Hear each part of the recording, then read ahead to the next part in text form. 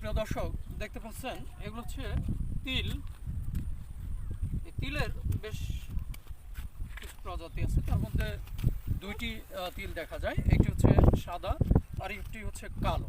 তেলের বীজগুলো, এই তিলের বীজের বর্ণ সাদা এবং কালো হয়ে থাকে।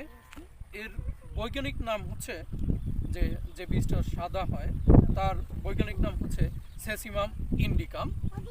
এই তিলকে প্রধানত তেলের জন্য চাষ করা হয়। এই তিলের তেল মাথার চুলকানি বা র্যাশ দূর করতে পারে এবং তিলের তেলে থাকে প্রচুর ভিটামিন বি, ই, ক্যালসিয়াম, ম্যাগনেসিয়াম, ফসফরাস, যা চুলের গোড়া মজবুত করে। এবং এই তিলের তেলে থাকা অ্যান্টি অক্সিডেন্ট যা অকালে চুল পাকা প্রতিরোধ করে।